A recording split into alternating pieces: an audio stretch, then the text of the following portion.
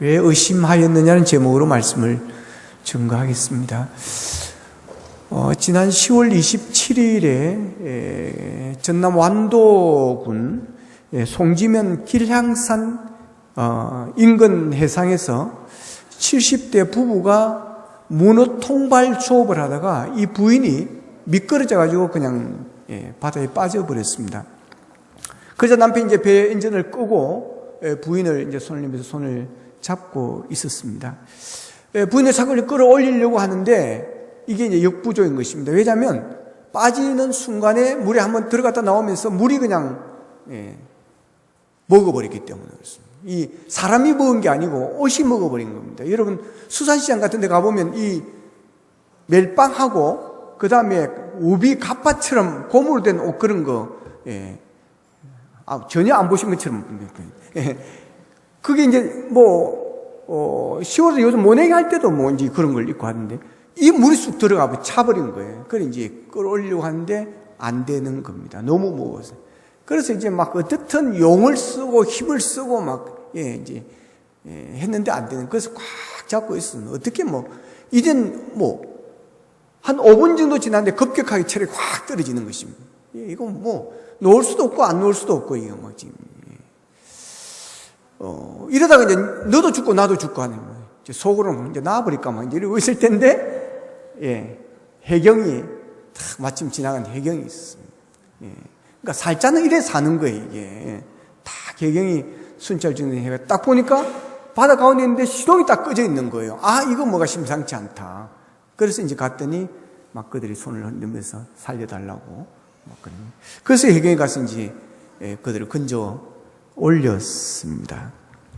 이 70대 남편은 74세고 부인은 75세고 그러니까 여자가 한 살이 더 연상이었던 거죠.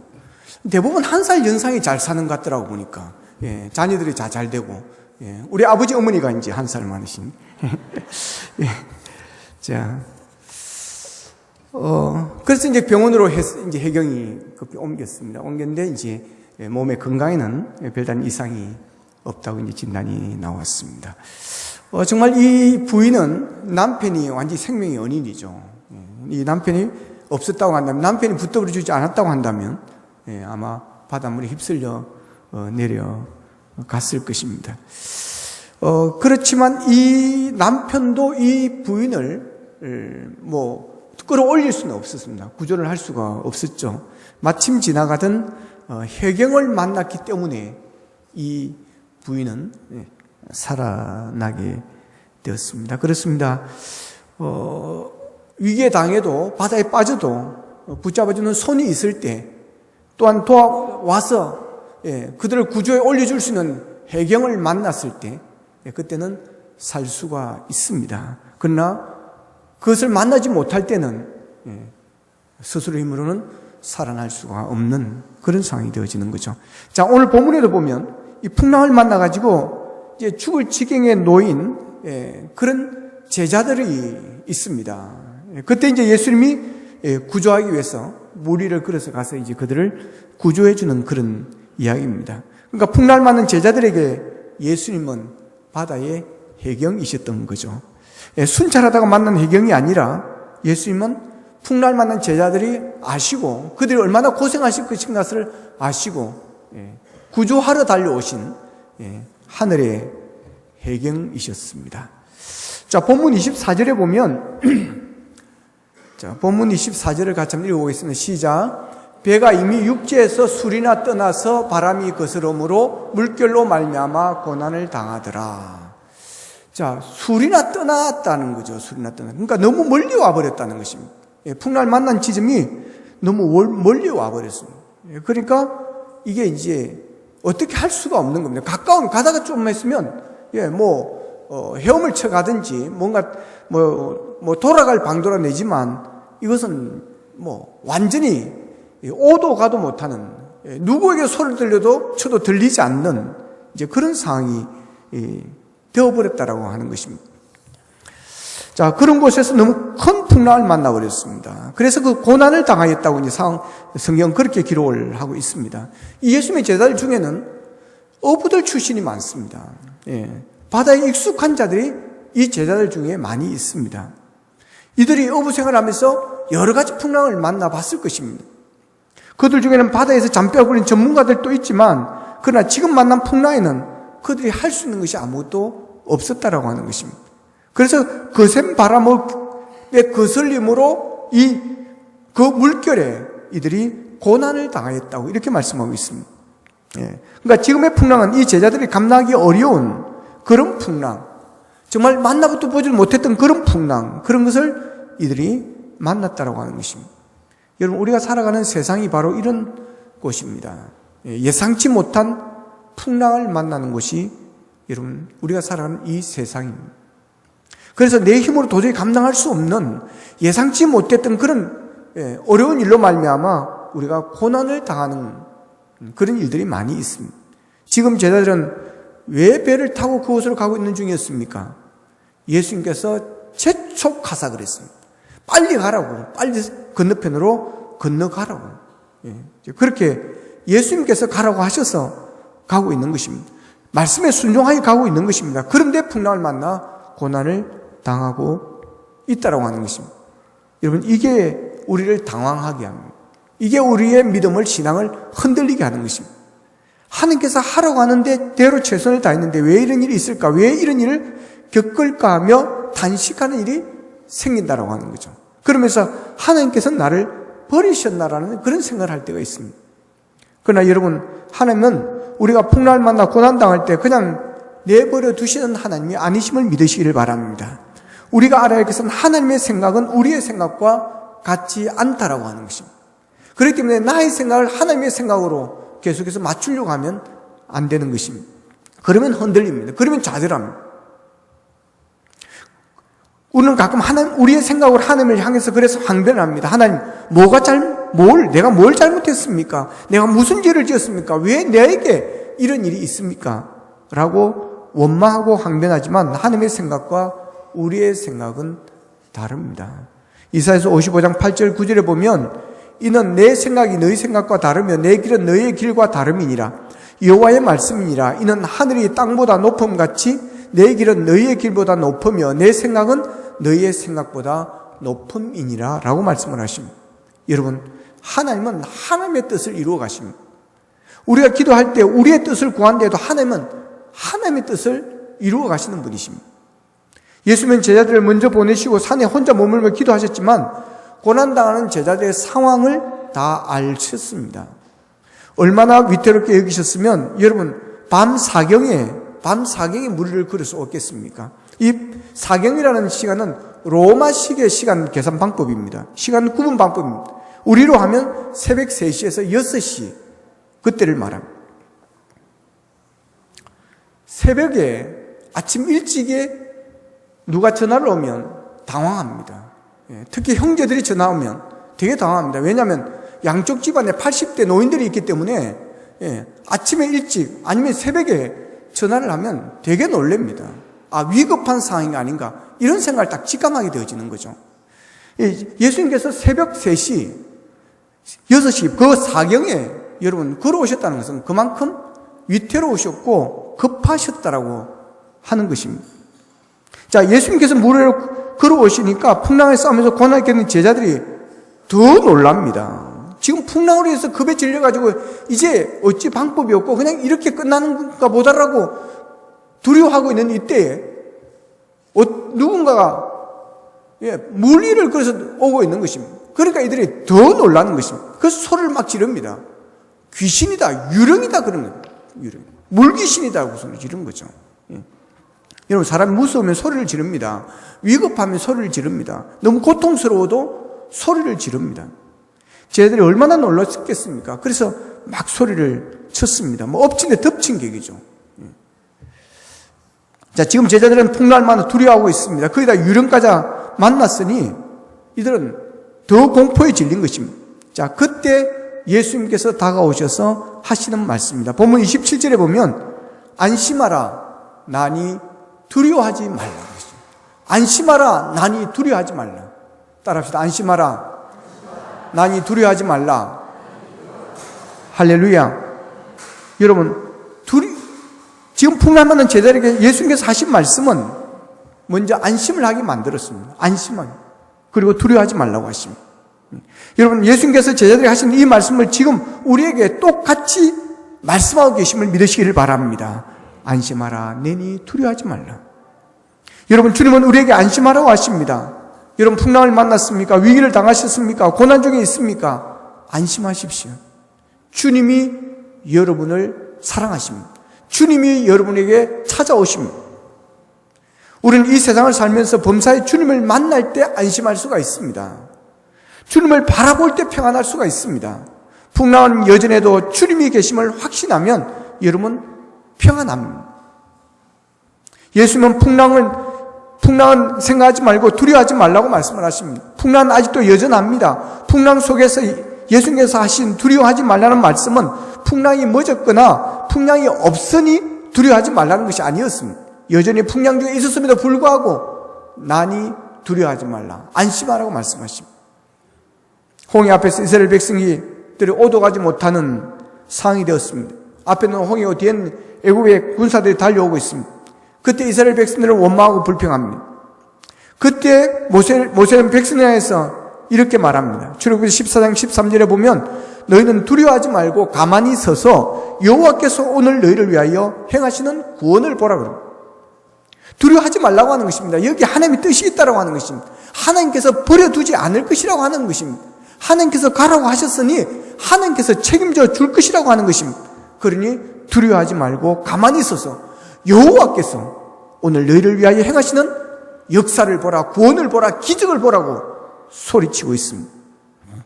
여러분, 믿음이 없으면 두려움이 생깁니다. 하나님을 바라보지 않으면 여러분 두려움이 생깁니다. 여러분 두려워하지 마십시오. 하나님께서 여러분과 함께 하십니다. 하나님께서 여러분을 도와주실 것입니다. 이사야서 10편 46편 1절에 보면 하나님은 우리의 피난처시요 힘이시니 환난 중에 만나는 큰 도움이시라고 시인은 고백합니다. 여러분, 하나님은 우리의 큰 도움이십니다. 그것도 환난 중에 만나는 큰 도움이심을 믿으시기를 바랍니다. 홍해 앞에서 오도 가도 못하고 불안해하던 이스라엘 백성들을 하나님께서 그냥 내버려 두지 않았습니다. 하나님께서 그 길로 인도하셨기 때문에 하나님께서 책임져 주시는 것입니다. 기적이 일어난 것입니다. 홍해가 갈라졌습니다. 바다를 가르고 길을 내어주셨습니다. 바다에 만들어진 그 길은 이스라엘 백성들만을 위한 길이었습니다. 상시에 열리는 길이 아니었습니다. 한 번 만들어 놓고 영원히 그 길을 오고 가도록 만들어 놓은 것이 아닙니다. 이스라엘 백성들을 구원하기 위한 길이었다고 하는 것입니다. 그런데 애국 군대들은 그 길을 따라 이스라엘 백성들을 추격합니다. 그러다가 애국 군사는 거기서 모두가 다 수장되어집니다. 그 길은 이스라엘 백성들을 구원하기 위한 길이었지 애국의 군대를 위한 자들의 길이 아니었다고 하는 거예요. 하나님의 백성들을 구원하기 위한 길이었지 여러분 우상숭배한 애국 군대들을 애국 사람들을 위한 길이 아니었다고 하는 것입니다.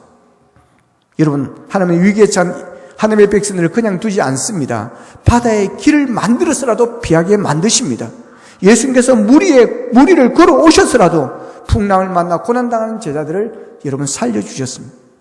오늘도 우리 주님은 우리가 당하는 갖가지 풍랑 속에서 파도를 밟고 찾아오시는 분이십니다. 이 예배를 통하여 다가오시는 그런 예수님을 만나는 은혜의 시간이 되기를 바랍니다. 우리 주님은 경제적인 풍랑, 건강의 풍랑, 수재와 풍재의 풍랑을 밟고 오시는 분이십니다. 예수님께서 무리를 끌어서 제자들에게 오셔서 안심하라 두려워 말라. 그러니까 베드로가 오늘 보면 28절에 보면 그럽니다. 주여 만일 주님이시거든 나를 명하사 물 위로 오라 하소서. 그럽니다. 예수님을 시험하고 있습니다. 베드로는 두려워하지 말라 예수님의 소리를 듣고도 믿어지지 않은 것입니다. 그래서 베드로가 주여 만일 주님이시거든, 가정법 if를 쓰고 있습니다. Lord, it is you. 만일 당신이 주님이시라면, 당신이 예수님이시라면. 그런데도 예수님은 그렇게 의심하는 베드로에게 오라 그러십니다. 그래요, 오라. 그러자 베드로가 뛰어내렸습니다. 물 위를 걷습니다. 그런데 30절에 보면 이렇게 표현하고 있습니다. 바람을 보고 무서워 빠져가는지라. 바람을 보고 무서워 빠져가는지라. 잘 가다가 빠져버린 것입니다. 우리나라에도 이런 말이 있죠.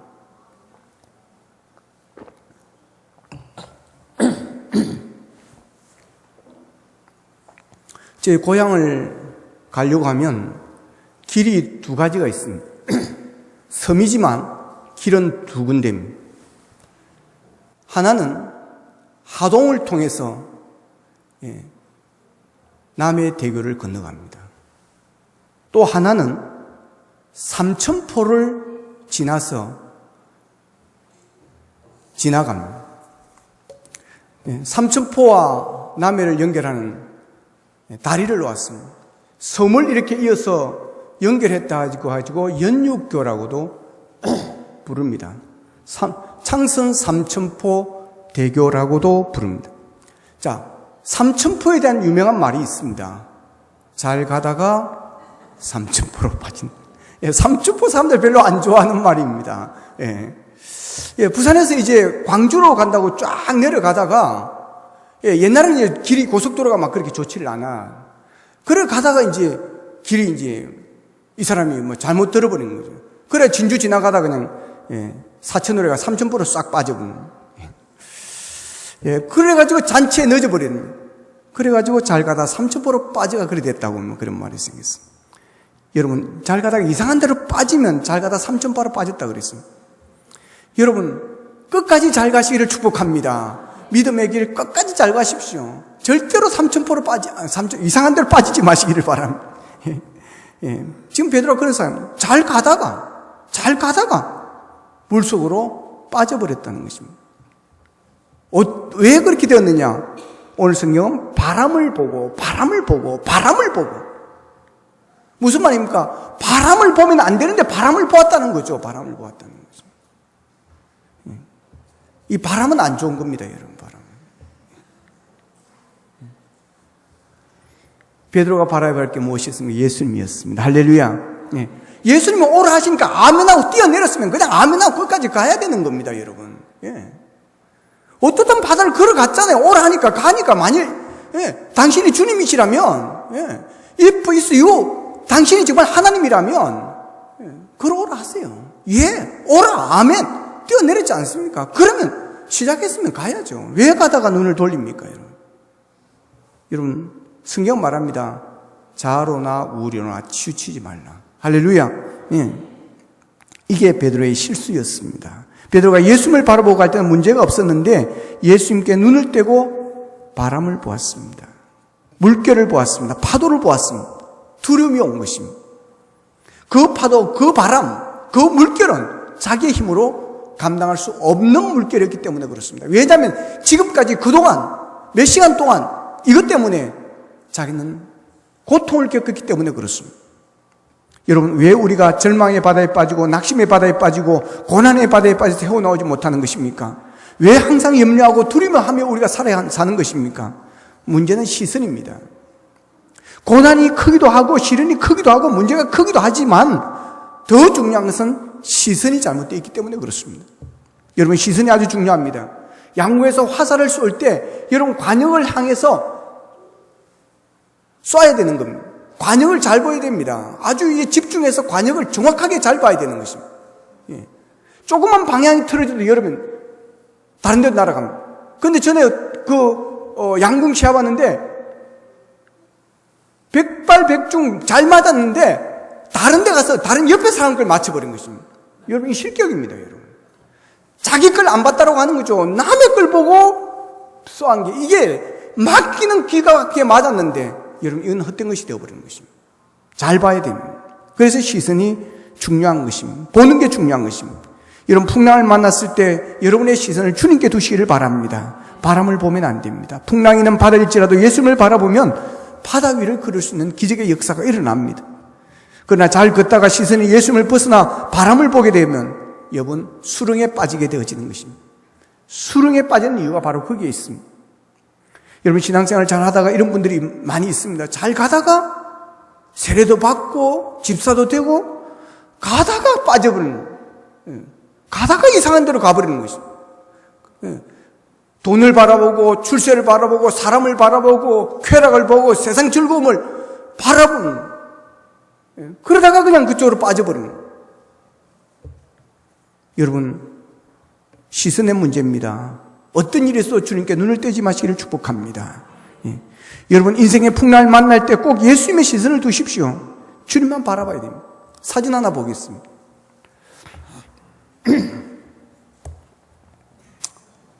아니, 앞에 거, 하나씩 보여주면 더 좋은데, 두 개 붙이니까. 지금 뭐 쓰고 있는지 아세요? 좀 희미한 박스를 쓰고 있습니다. 박스. 이게 지금 뭐 하는 건지 아시겠어요? 실험하고 있는, 실험실의 모습이 아닙니다.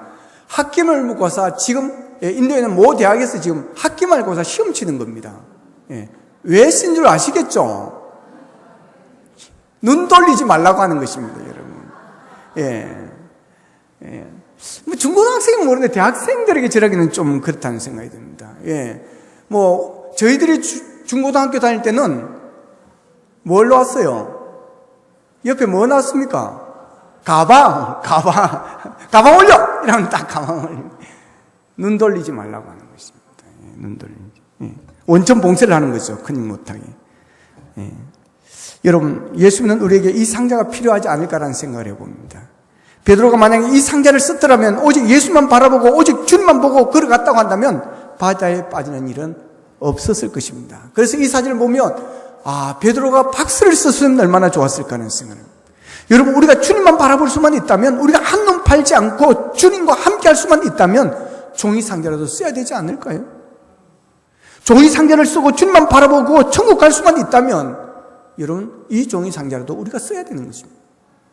여러분, 아무리 거센 풍랑을 만나도 예수님을 바라보면 삽니다. 예수님을 바라보면 부딪히는 바람도 흔들리는 풍랑도 이길 수 있습니다. 고난의 풍랑도 밟고 갈 수 있습니다. 고난의 풍랑을 넉넉히 이길 수가 있습니다, 여러분. 문제는 눈을 돌린다라고 하는 것입니다. 눈을 돌리면 빠지는 것입니다. 돌리면 안 됩니다. 베드로가 잘 가다가 갑자기 물속에 빠지자 예수님을 향해서 소리를 지릅니다. 주여 구원하소서. 주여 나를 살려주소서. 주여 구원해 주소서. 이 베드로의 호소가 오늘 사는 우리 모두가 똑같이 부러지져야 될 그런 기도요 호소라고 생각합니다. 주여 나를 구원하소서. 주여 우리 가정을 구원하소서. 주여 우리의 자녀를 구원하소서. 주님 우리의 일터를 구원하소서. 이 민족을 구원하소서.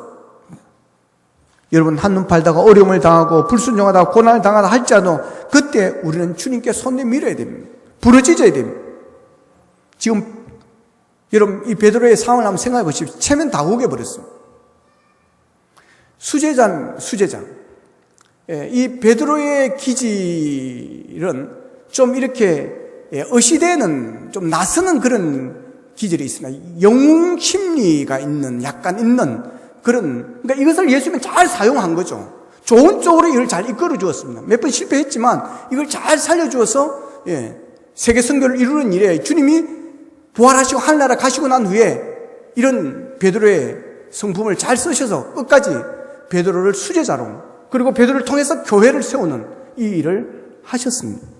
그렇기 때문에 우쭐대는 게 있습니다. 그래서 안심하라, 난이 두려워하지 말라라고 예수님께 말씀하시니까 다른 사람들은 다 가만히 있는데 베드로 탁 나서서 그럽니다. 만일 당신이 주님이시라면, 당신이 예수님이라면 나도 그렇게 한번 해보십시오. 딱 하는 거죠. 그리고 오라 하니까 정말 예수님 맞으시군요. 아이고 어서 오십시오. 잘 오셨습니다. 이래야 되는 거 아니겠어요? 오라 해보라는 거예요. 그러니까 예수님 오라. 그럼 거기서 끝나야 되는 것입니다. 아이고 죄송합니다. 황송합니다. 제가 몰라봤습니다. 그런데 진짜 뛰어내리는 것입니다. 또. 뛰어내리니까 바다를 걷는 것입니다. 여러분, 그때 이 베드로가 제가 봤을 땐 바람을 보기도 했지만 힘이 너무 많이 들어갔습니다. 어깨에 힘이 너무 많이 들어갔어요. 물 위를 걸으니까 완전히 영웅이 되어진 것입니다. 제자들이 부러워하는 거죠. 역시 수제자다. 그런데 좀 가다 푹 빠져버렸어요. 얼마나 쪽팔리겠습니까? 얼마나 창피하겠습니까? 그러니까 그때는 이제는 또 손 내밀어서 주여 나를 좀 살려주세요.